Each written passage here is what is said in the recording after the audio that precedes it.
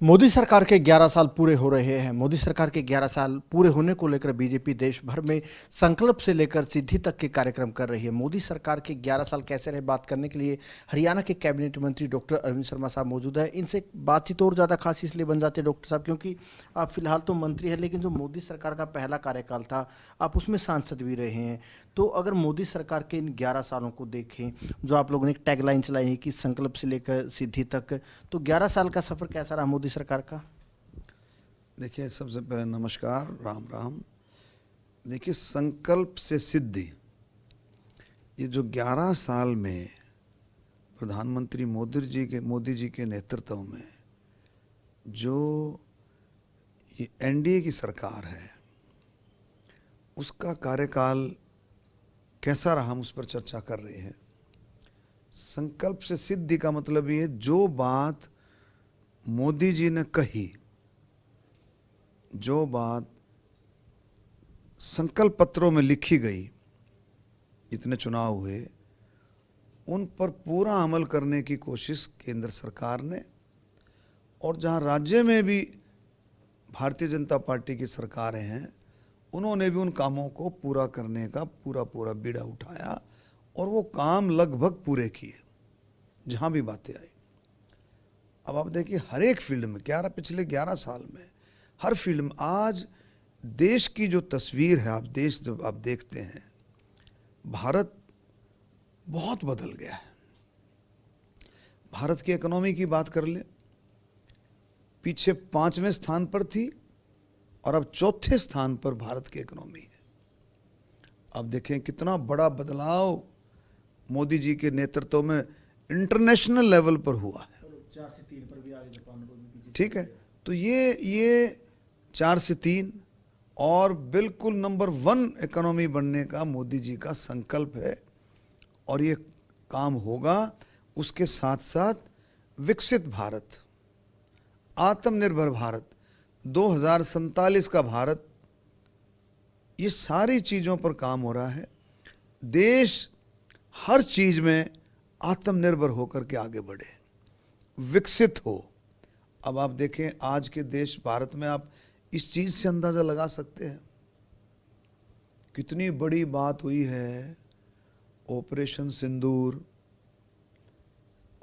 सिंदूर जो हुआ, और उसके बाद पाकिस्तान ने जो मोड़ पकड़ा, जो एक्शन पकड़ा, लेकिन आप इस बात का अंदाज़ा लगाएं कि आज का भारत 500-600 ड्रोन्स, मिसाइलें, एक भी अटैक नहीं कर सकी।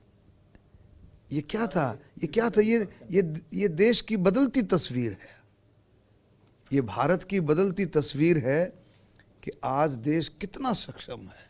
अब देख सकते हो हम कितने सुरक्षित हैं मोदी जी के हाथों में, देश कितना मजबूत है। इन चीज़ों को आप देखें। और एक सबसे बड़ा, मैं बहुत गिनवा सकता हूँ। हर एक कैटेगरी के लिए, किसान है, खेती और मजदूर है, गरीब है, दलित है, बैकवर्ड है। मोदी जी कहते हैं किसान, गरीब, नौजवान और महिलाएं, 4 कैटेगरी में बांटते हैं।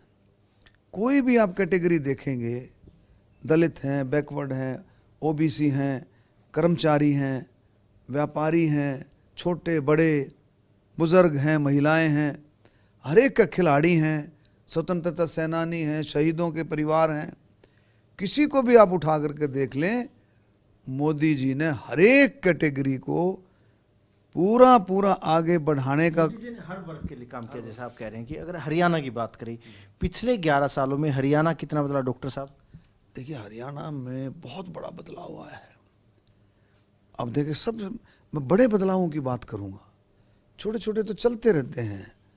सड़कों का जाल, पीने का पानी, सो मेनी थिंग्स, बहुत, नहरों की जो इरिगेटेड वाटर है, वो आप देखेंगे टेलों पे पहुंचाना 11 सालों में। तो और काम भी बहुत हुए हैं, लेकिन सबसे इम्पोर्टेंट काम हरियाणा के अंदर पारदर्शिता, नौकरियों में भी और आपकी एडमिनिस्ट्रेशन में भी पारदर्शिता सबसे बड़ा काम। माननीय मनोहर लाल जी ने इसकी शुरुआत की, अब नायब सैनी जी इसको आगे बढ़ा रहे हैं। इससे हरियाणा इतना मजबूत है, नौजवानों के अंदर जो हमारी ये पीढ़ी है, आने वाली पीढ़ी, उसमें कितना विश्वास हरियाणा में भारतीय जनता पार्टी की सरकार के लिए बना है, आज नायब सिंह सैनी जी के लिए। तो ये मैं कहता हूँ हर कैटेगरी के लिए, किसानों के लिए। अब आप देखें हरियाणा के अंदर जो नेचुरल क्लाइमेटी होती थी, तो आपने देखा होगा कांग्रेस की सरकार में या 2014 से पहले मैं कहूँगा 2.5 रुपये के 5 रुपये के चेक्स आते थे।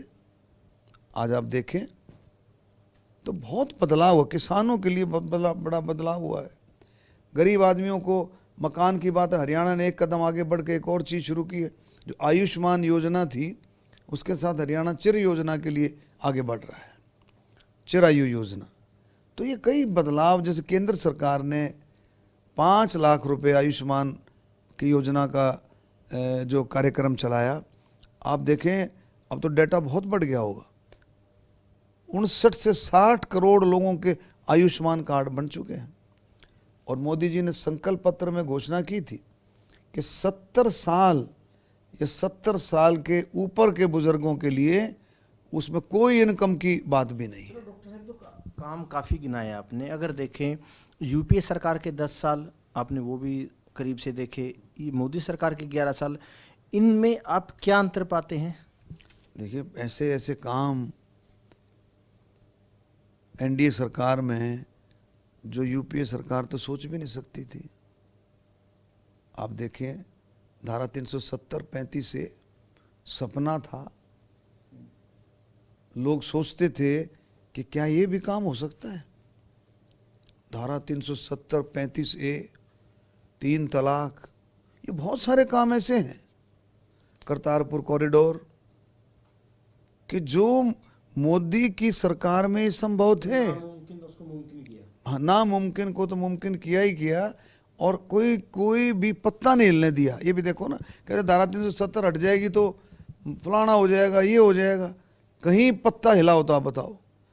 धारा 370-35 से हटाना ये ऐतिहासिक हिस्टोरिक काम था। राम मंदिर बनना हिस्टोरिक काम था, राम मंदिर बनना वो बहुत बड़ी बात थी। ये पूरे देश के लिए है। सर, एक सवाल आपके कार्यक्रम को लेकर ले लेते, क्योंकि भगवान परशुराम जयंती को लेकर एक बड़ा कार्यक्रम आपने रोहतक में किया। इन दिनों उस कार्यक्रम की बड़ी चर्चा प्रदेश के राजनीतिक गलियारों में हो रही है। आप उस कार्यक्रम को कितना कामयाब देखते हैं? जो सीएम साहब ने वहाँ पर घोषणाएं की समाज के लिहाज से, वो कितनी बड़ी घोषणाएं हैं?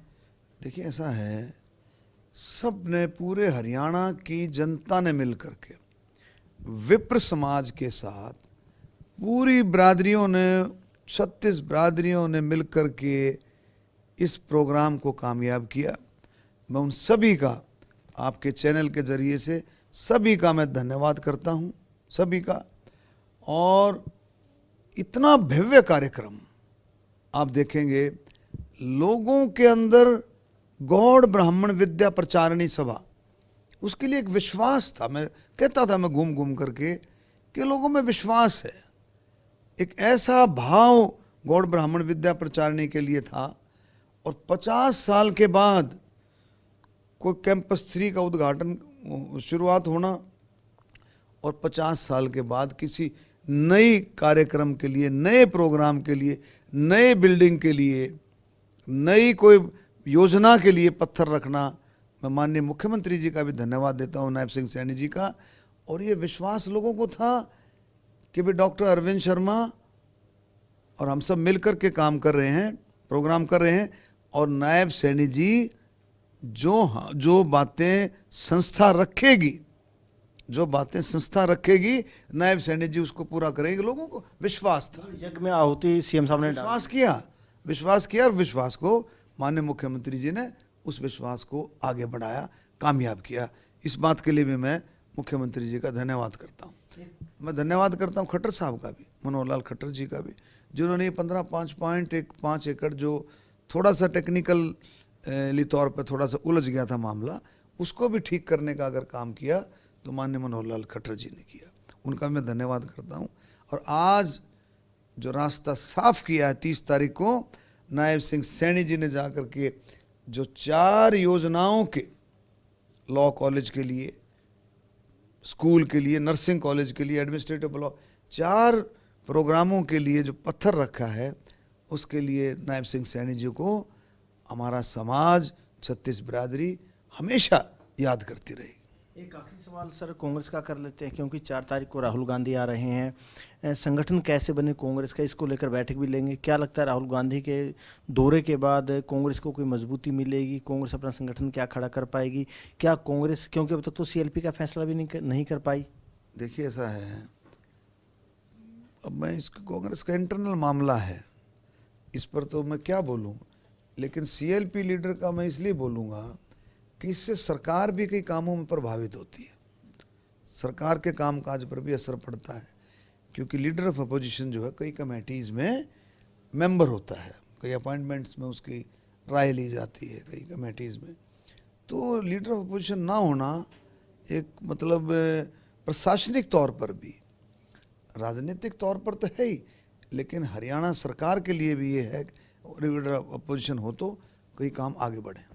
बिल्कुल, देखिए डॉक्टर साहब का कहना है कि जो प्रधानमंत्री नरेंद्र मोदी ने पिछले 11 सालों में नामुमकिन कामों को भी मुमकिन किया, वहीं जो पेहरावर में कार्यक्रम हुआ था, पेहरावर कार्यक्रम में मुख्यमंत्री ने जो बड़ी घोषणा की है जिससे सभी समाज के वर्गों को फायदा मिलेगा। कैमरामैन सूरज के साथ अनिल मोर, खबरें अब तक, चंडीगढ़।